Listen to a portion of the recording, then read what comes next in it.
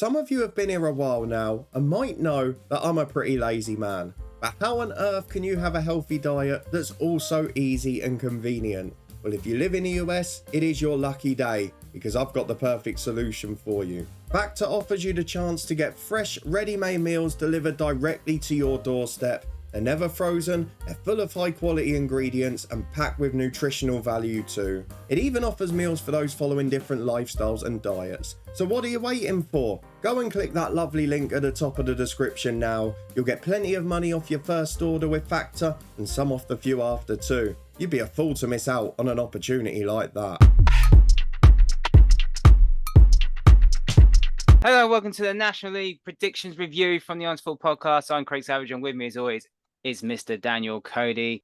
24 teams battle it out to make the one prize of winning the league, getting into the EFL with another team via the playoffs. And unfortunately, 4 teams have to leave the National League. Back in early this season, me and Cody made predictions, and we're going to review that right now. And it's not looking pretty from what we predicted and our outcome.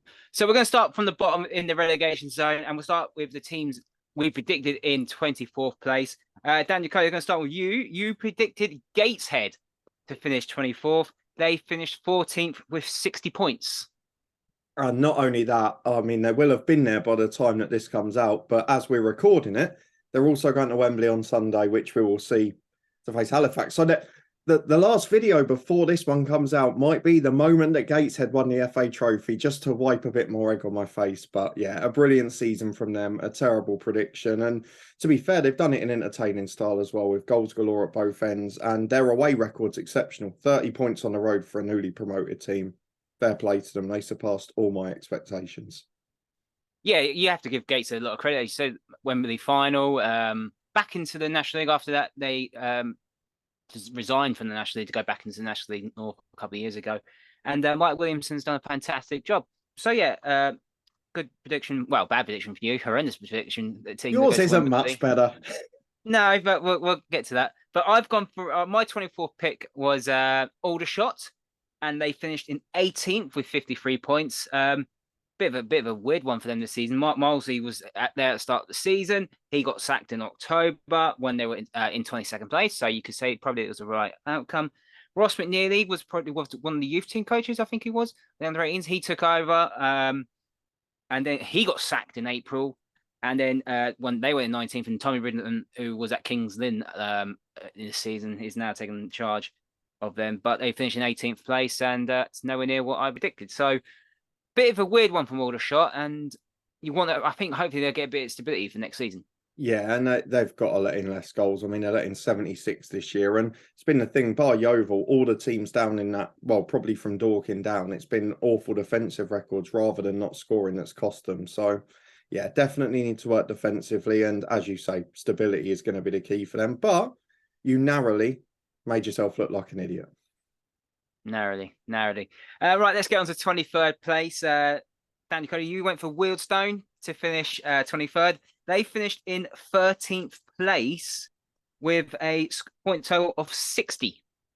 But they did have the worst goal difference of the top 15 and the third worst outside the relegation zone. So when they lost games, they lost them heavily. I think I said that the big issue for me was they lost their top goal scorer who went up to the Football League, Josh Umerer, but they replaced the goals, they did enough. And again, to be fair, you've got to say it for these clubs in the league, particularly for a team like Wealdstone. Every year people predict them to be down there because of the size of the club and probably the size of the reputation of the club compared to a lot of the others in the National League now, because it's such a strong league. And when you consider they're up in mid-table and you look at some of the sides that have gone down that we didn't predict, the likes of Torquay, Yeovil, Scunthorpe, etc., you've got to say it's an incredible effort. So you can't fail to be pleased with their season. Well done to them. Yeah, they've been solid for me. Obviously, I predicted them to finish 21st.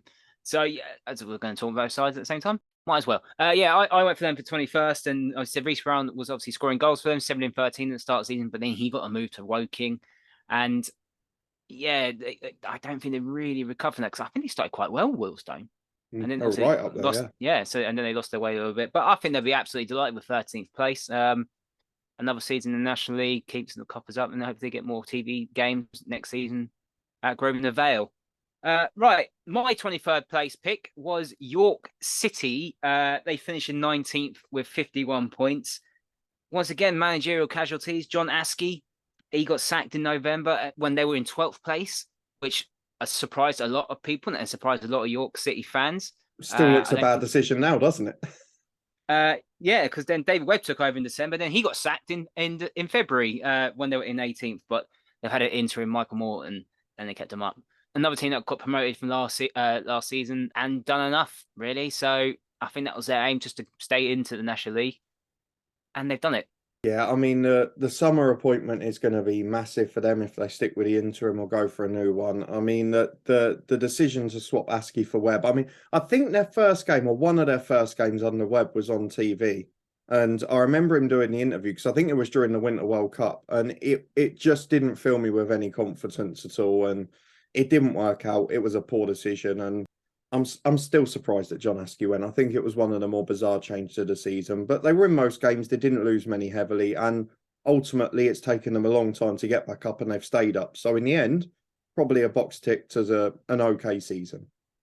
Yeah, they had a falling out with the chairman, some of that at post promotion, so post player final, I think it was. So But you've got to do what's best for the club above ego, really, haven't you? I know yeah, it's but hard, but still. 22nd place, we both went for Dorking Wanderers. They did finish in 16th place with 57 points.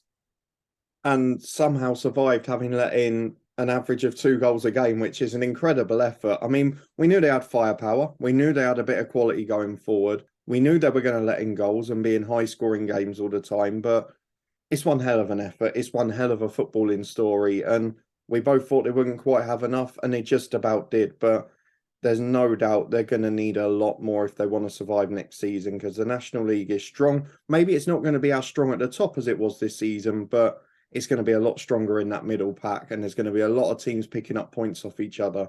So, despite finishing the season well and really pulling themselves away comfortably, they're probably their aim is next season is can they be a bit more solid defensively? Not even turning draws into wins. It's can they turn some of their defeats into draws because they lost over 20 games this year. I think the joint least amount of draws in the league. It's just about picking up the odd points in those games they're not at their best, but it's an incredible effort to stay up, and you have to continue to give credit to Mark White. You're going to have to give Mark White a lot of credit. I think if you gave the top three of managers this season, you're definitely going to put Mark White in the top three.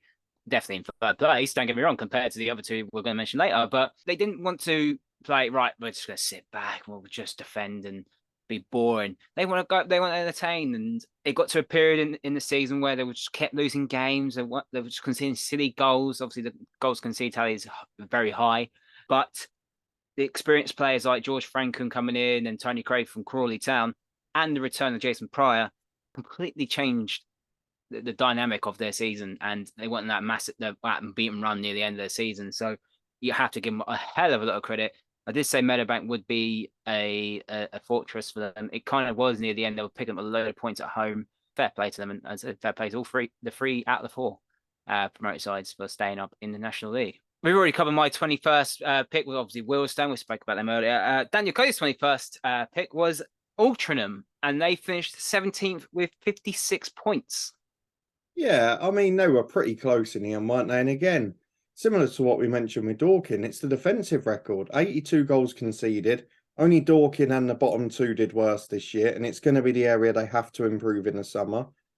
I did fear because they'd sort of the year or two before built a really experienced squad, sort of to try and push on and get towards that playoff reach. Sort of what we saw with Mansfield in League Two the last couple of years, who are now starting to struggle a little bit more. But I just felt it was going to be a season too far.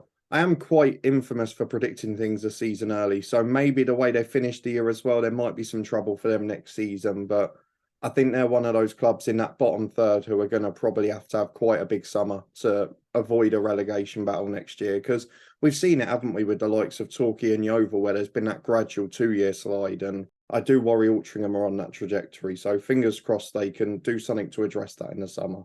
I think most of our picks so far have been teams that have been around that area. I think Willstone's probably the highest out of all our picks in 13th. So on the money-ish, but obviously not totally on the money, but it was okay predictions in the end. I'm just going to quickly talk about the three teams that we won't talk about. Well, we didn't predict in at all. I'll leave one later on. But the teams that did get relegated from the National League, Torquay, Yeovil, and Maidstone. Let's start with Maidstone. Maidstone obviously finished bottom, 25 points. It just went a complete disaster for them. Yeah, and you can't concede over 100 goals in any league. I'm sorry. It was just a poor season for them, wasn't it? To get half the amount of points needed to survive. Confidence was brittle. It was always going to be a tricky season. I think we both had them just above our dotted line when we were doing pre-season, but in the end, it was very easy. Again, managerial casualties during the season as well. I would argue that the managerial change they made didn't work because most of their points were picked up before the previous manager left. But when you look at the other clubs that have gone down and you see the reputations of them, you probably can't say it's a huge surprise given the stature of a lot of clubs in the National League because the other three are big clubs and former EFL clubs. Yeah, I'm going to skip 23rd and move on to 22nd. The team that scored the least in the National League this season, 35 goals. So it's less than a goal, way less than a goal a game, is Yeovil Town.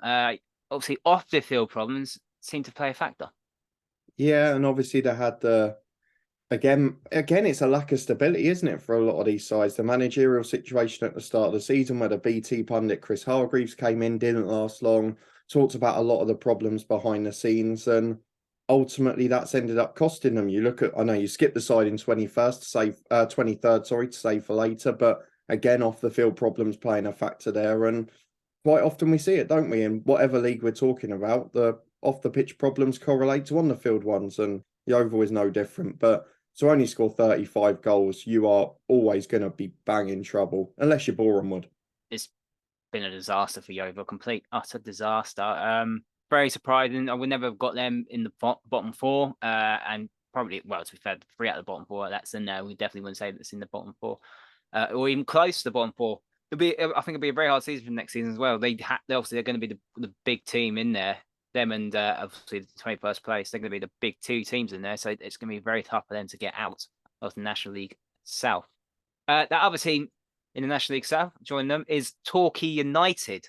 They got relegated on the final day of the season. Not too long ago, they were a couple of minutes away from reaching the Football League. Yeah, it's a horrible thing, isn't it? Because obviously they came up from the south a few years ago. 2 years later, they're almost in the Football League. But then the same thing has happened. They've been picked off, a load of their star players moving on. I can't remember if it was the summer after they lost the playoffs or last summer they lost a couple to Notts County. But gradually that team has just been picked away.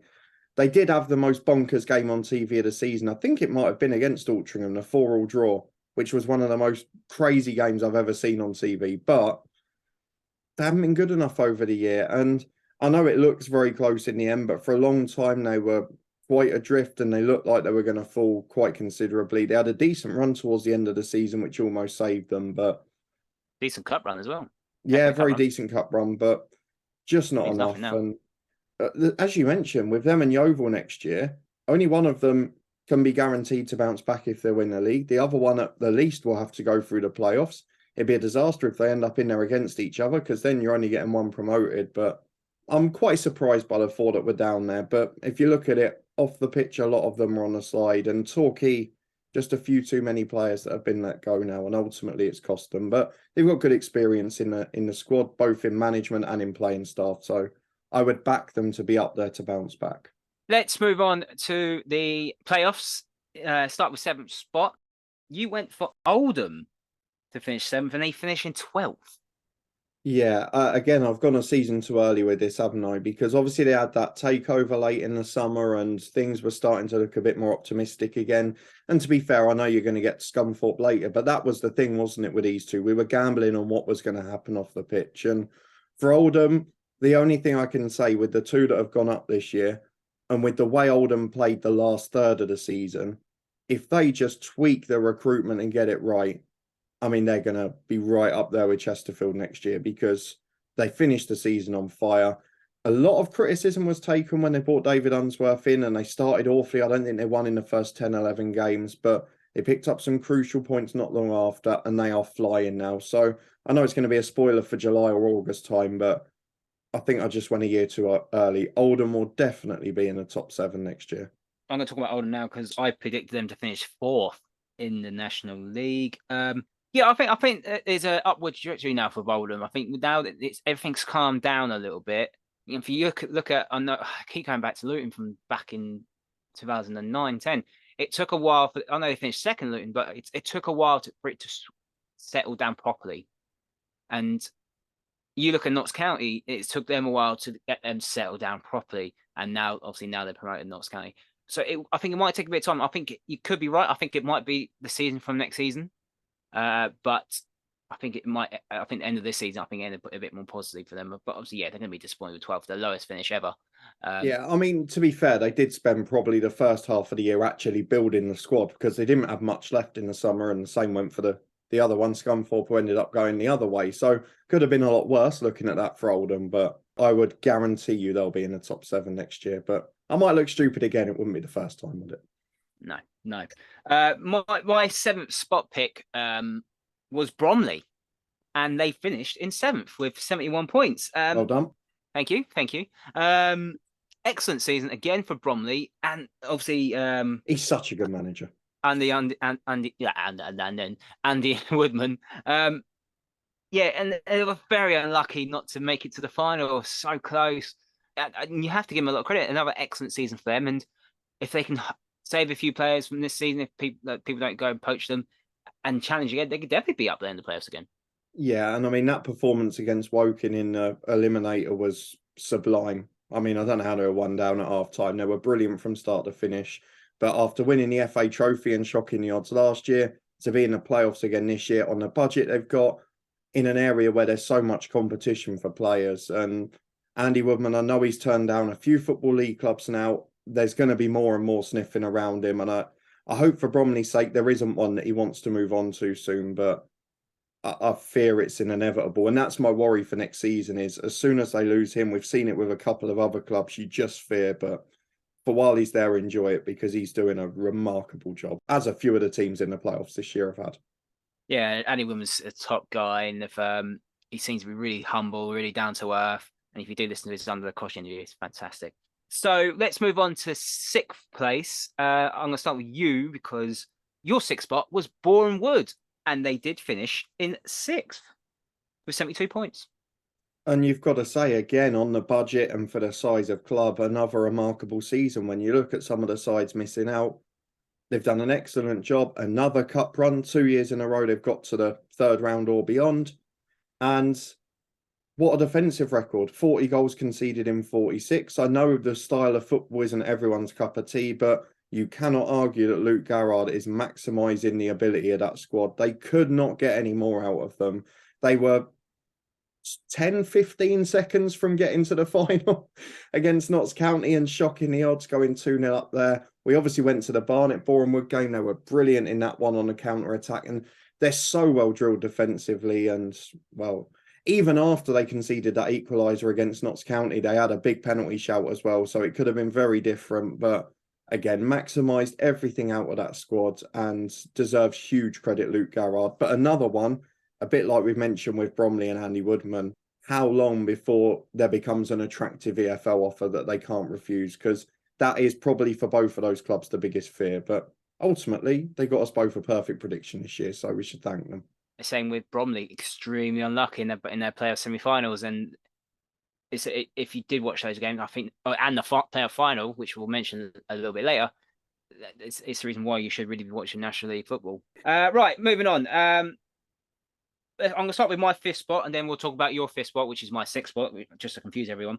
My 5th spot is your 3rd spot, that we're going to talk about now, is Solihull Moors.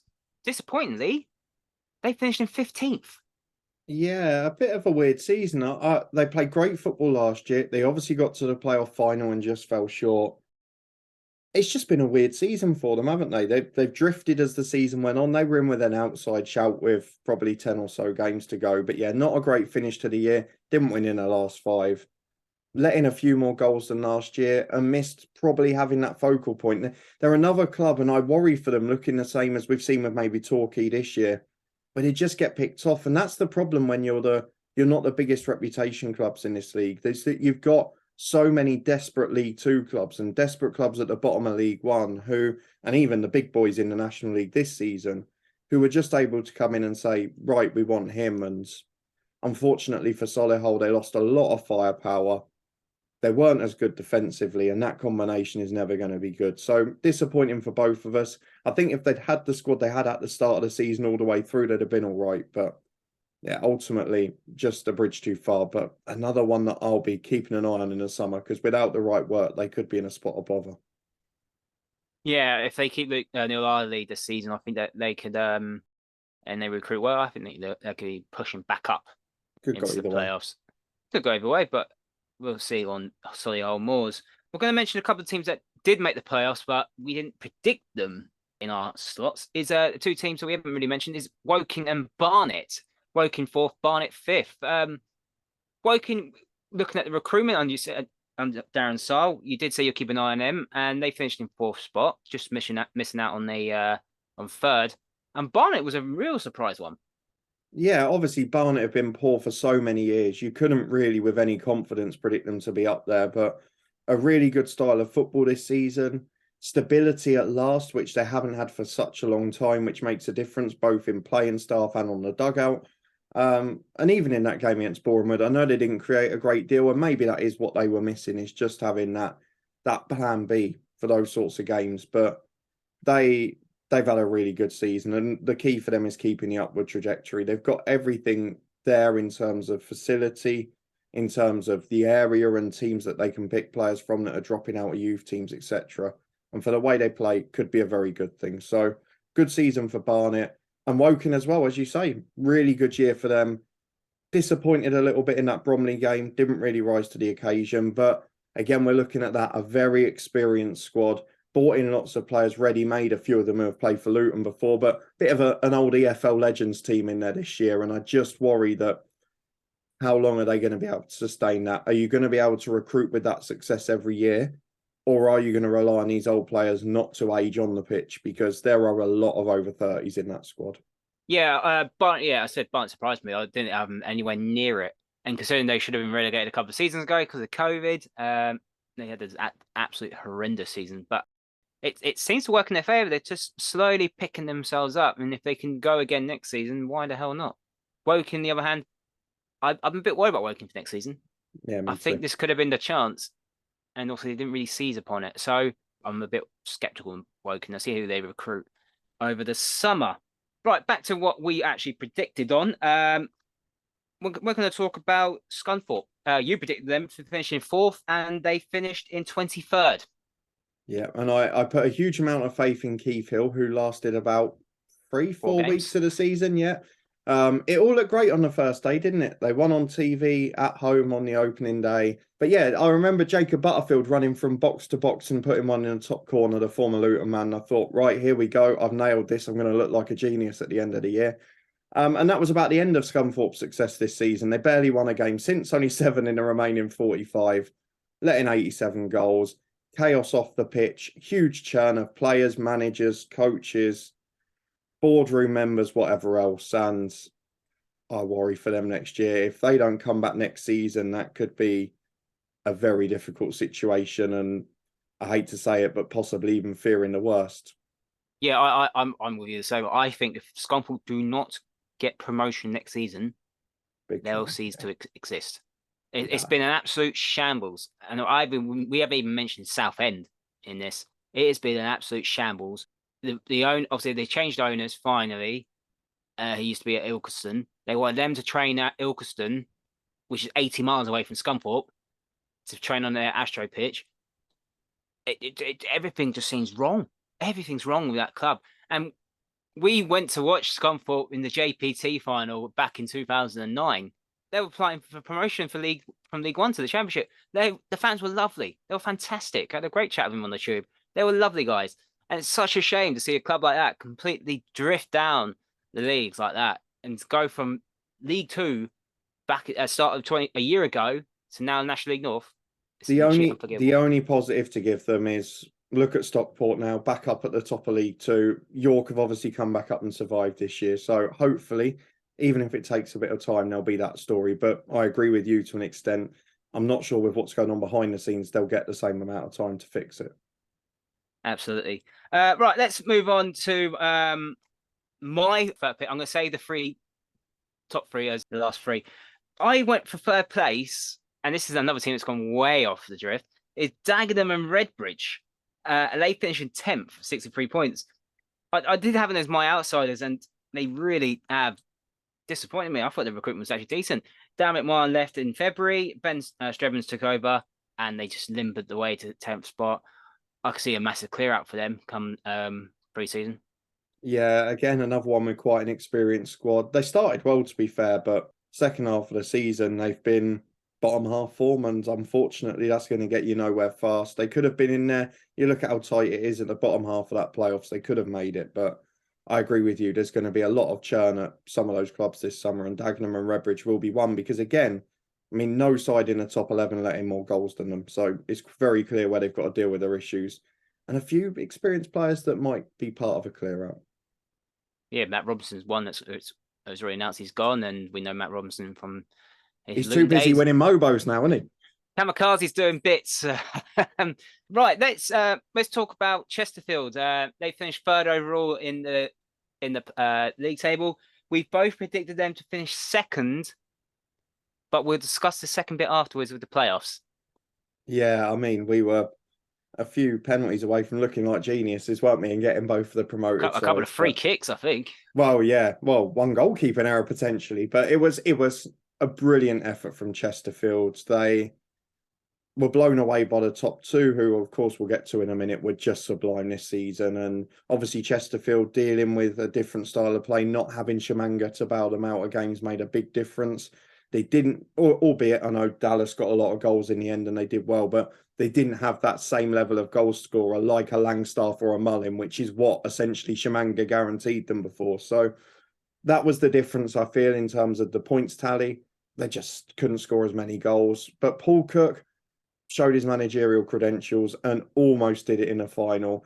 That final was a great advert for National League football, and Paul Cook and Chesterfield played their part in it. They've got some very good players with a big goal scoring addition. And looking at the two that have come down, comparing to the two that have gone up, I'd be very surprised if Chesterfield aren't right in a title race next year. Yeah, excellent. A good season. Terrible in the semi-final, but excellent in the final. But sometimes being excellent in the final doesn't mean you always win the game. And you could probably say they're very unlucky not to win the game, to be honest. And they'll feel hurt. They'll feel hurt, but they've got that experienced manager in Paul Cook who's very respectful to them. And yeah, I will put them in my top 7 for next season. Now then, there was a fight for the top 2 for pretty much the whole season between Notts County and Wrexham. Any given season, Notts County, who finished in second spot with 107 points, would have won the league at a canter. However, they're only runners-up to Wrexham. So I'm going to talk about Notts County because we both predicted Notts County to be in the top 7. However, we both predicted Notts County to finish 6th for my part, and Danny Cody predicted them in 5th. Yeah, and I think probably I'm guilty of the Ian Birchnell hangover because I was never a big fan of his, and I didn't think they'd be able to progress that quickly from it. Some very good recruitment. Obviously, there's some obvious names among it. If you look at their top goal scorer, they played exciting football, entertaining football.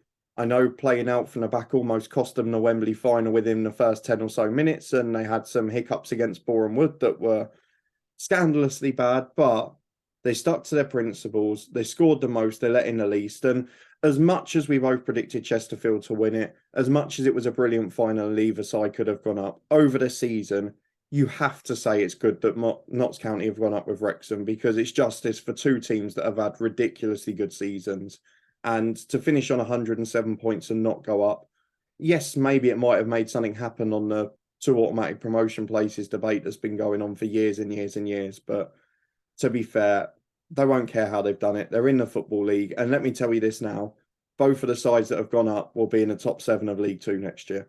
I don't know about that. No, Notts County. I tell you what, I'm sorry. As I said, I think it was more a relief for the whole footballing world. I didn't mention, did I? that John Bostock penalty, for all of the good, that deserved to cost them. I'm sorry. What are you doing? I don't care if you Panenka most of your penalties. That was it. It boiled my blood, and I wasn't even a Notts County fan. But sorry, carry on. I just remembered that. Yeah, that penalty. He did say that he does that normally. I think 7. I think that was the first Panenka he's actually missed. That really could have cost them thousands and thousands, or pretty much £1 million because of TV deal for the EFL. However, they got over the line. They just about got over the line in the semi-final. They just got over the line in the final. I don't think they care how badly they played in that final. They got over the line. They're in the Football League. But before that, they were absolutely incredible for the whole season. Joy to watch. Absolutely incredible. And it pretty much landed on the penalty kick against Wrexham. And that could have easily swung either way in that league title. So it's a shame. Obviously, at that time, they didn't win the game, but I think the best team won the league. Clearly, the best team won the league. But it really would have been football injustice that they didn't go up. But fantastic for Notts County. I'm glad they went up. It would have been wrong. And we both correctly predicted that Wrexham would win the league. The recruitment was good. The goals were good. The defensively, yeah, you have to be honest. They were still high-scoring games, but 111 points is just beyond ridiculous. Yeah, it's a stunning effort. And obviously a lot's made of the resources, but they're getting international football back at the stadium. They're rebuilding the Cop stand. They've got the community engaged. And you've got to say overall it has been a very positive impact that the new owners have had at the club. And it basically, the promotion came down to goalkeepers, didn't it? You mentioned Ben Foster's penalty save in that Notts County game, which was a very good penalty save. And then for Notts County might bringing have on been off his line there. well, yeah. But then for Notts County bringing on the sub-keeper and the end of extra time, and the 2 saves he made were bloody excellent. No, they were excellent. They were very good. So, yeah, brilliant season from both of them. They both deserve to go up. That game between them probably was the one that decided the title, but yeah, no one can begrudge Wrexham going up. It's been a good story. I do worry a little bit for them defensively next season, and I do worry for them in terms of this calling out big players to come and sign, the Gareth Bale nonsense that was going on and that, because just do what you've been doing. Let Phil Parkinson recruit good EFL players that fit into the way he wants to play, and you'll see that you'll continue to progress probably through to League One, and then you meet a lot of big teams at the top half of that division. But a really great season from both. It's been a thrilling National League season to watch, largely because of that top 2, and then obviously Chesterfield in the final. But yeah, for the 2 of them to only lose 3 games each out of 46, we're not going to see something like that in the National League for a long time again, and we're certainly not going to see 2 teams of that quality in the National League for a long time again. So we have to enjoy the season as non-league fans, because they don't come around too often of that quality. Yeah, I agree. I we talk about recruitment first for Wrexham. Elliot Lee, he was playing Championship a couple of seasons ago, obviously with Luton Town, and he's somehow dropped into the National League. Crucial goals as well for Elliot Lee. So I'm delighted for him. He's a very good player, and they're a very good team. So they put Sheffield United to the sword for a while. A good cup run again, yeah. Yeah, another good cup run. Beat Coventry in the playoff final in the Championship. They could be in the Premier League next season. Coventry beat them up at their own patch. So. Excellent season. We have to see how Wrexham get on next season. And that is our review of the National League and our predictions. As you can tell, we've only got 2 correct out of 12 to pick. Let us know your thoughts on how we predicted for this season and how you thought the National League went as well. Don't forget to like this video, subscribe to the Honest Football Podcast, and you can follow us on Twitter at Honest Football 3.